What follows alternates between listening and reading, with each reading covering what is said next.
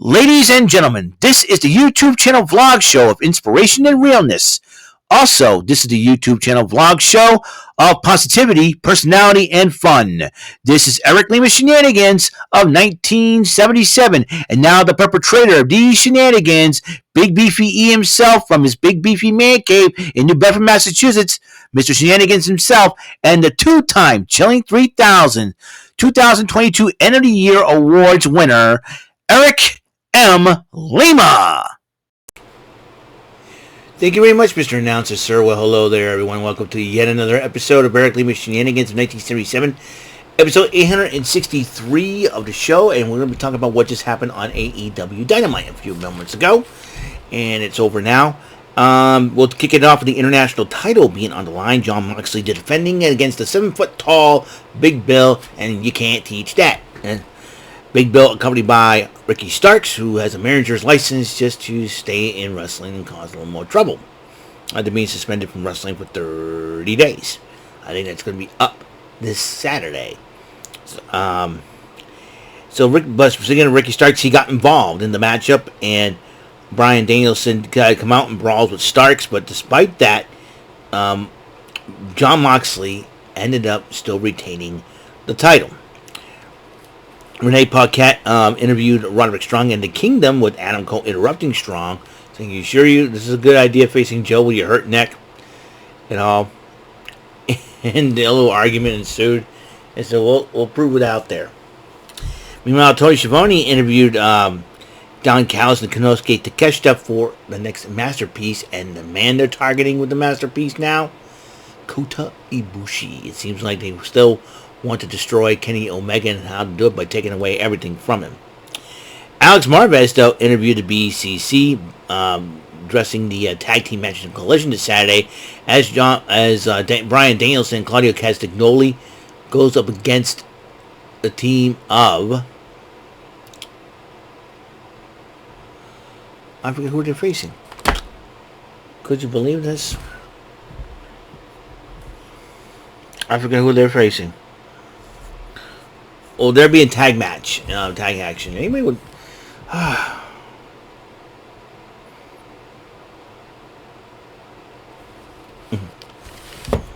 Oh, Ricky Starks and Big Bill. That's right, Ricky Starks and Big Bill. I was trying to get that out. Who are they facing? Ricky Starks and Big Bill. But then, as Jon Moxley was talking, Ray Phoenix, I'm all over the place with this one. Ray Phoenix interrupts Jon Moxley as Penta was confronting him as well, while Eddie Kingston does go nose to nose with Claudio Castagnoli. He said this Saturday, he starts laughing and walks away.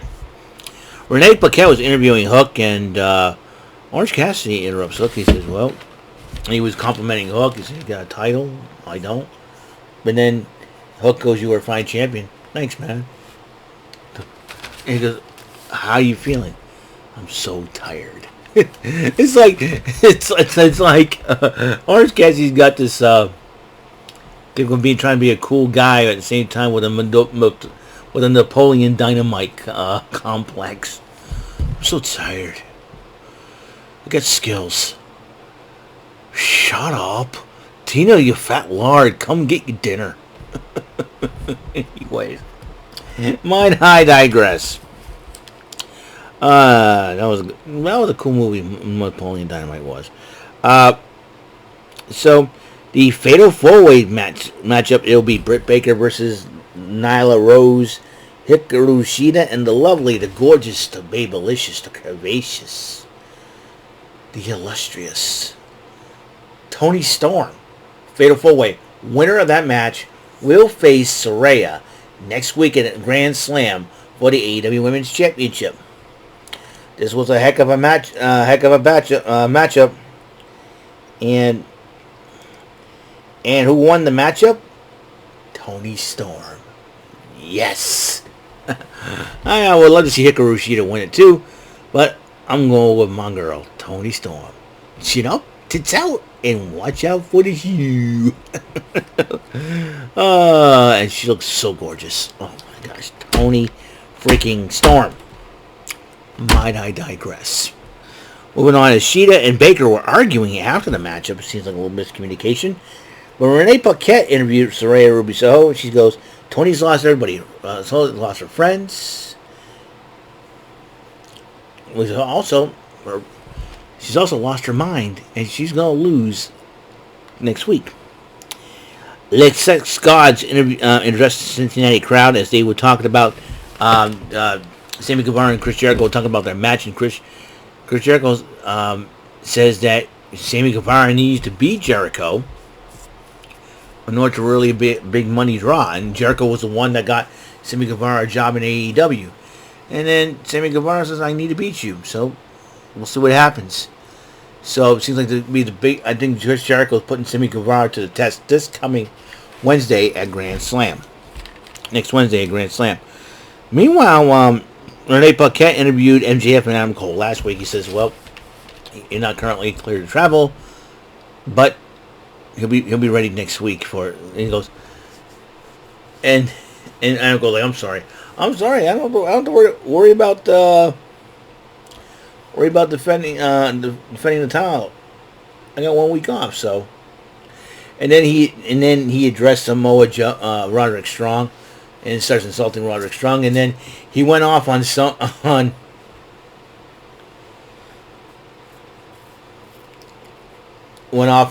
Joe, and he did the Scott Steiner math program, which Taz, who got the joke because he was there in TNA. He said, at least that mathematics is a product of University of Michigan. I'm like, oh, Taz got it. So he did the Steiner math thing, and Samoa Joe did it. I think he was saying, "You see, Joe." I think when Scott Steiner meant to say, "You see,"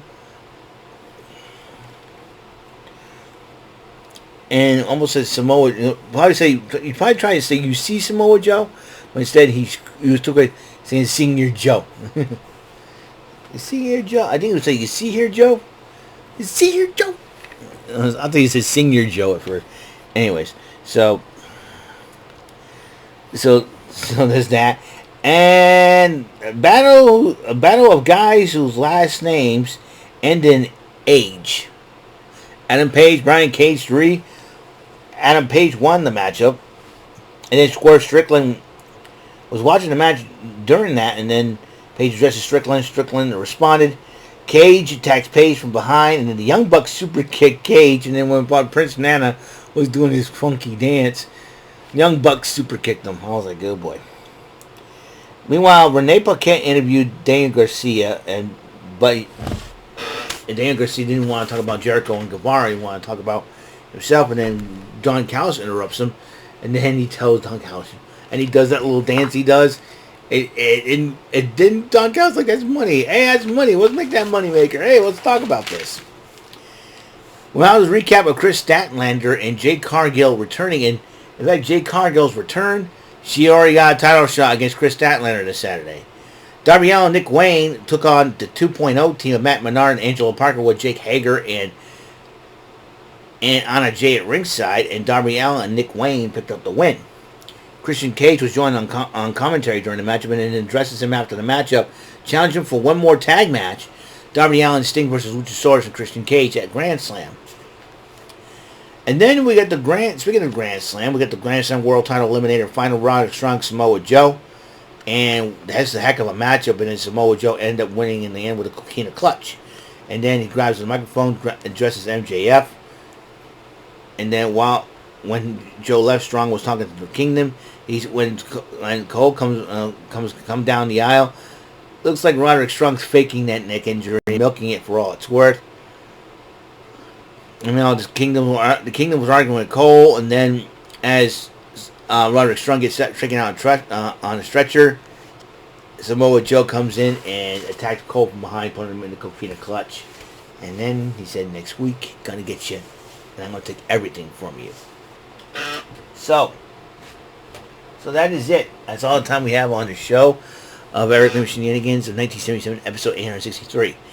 Though, I'm going to put in the community news upcoming because I know the weather is a major concern here in the area. I'm hoping we'd be okay. And if I do lose power, I'm going to apologize ahead of time. I probably won't be able to upload videos at a time.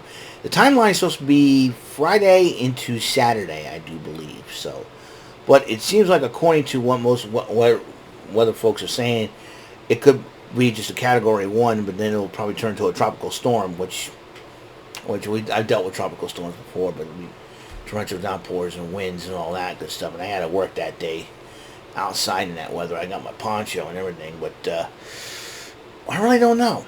I really don't know if that would be the case. So we'll see what happens.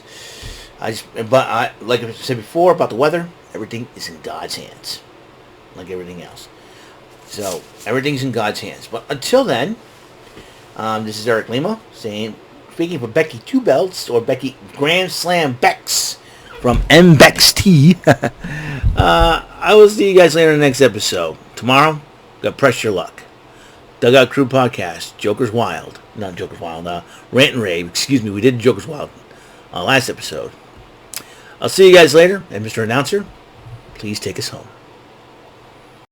That is all for today's episode of the show. This is Mr. Lima speaking for Eric Lima Shenanigans of 1977. A Big Beefy E, do it for Bob Saget production. And in association with A Sweet Bowl for Raving Dingleberries Telepictures and Distribution. Thank you for watching another great episode of Eric Lima Shenanigans of 1977. Until the next episode, goodbye for now.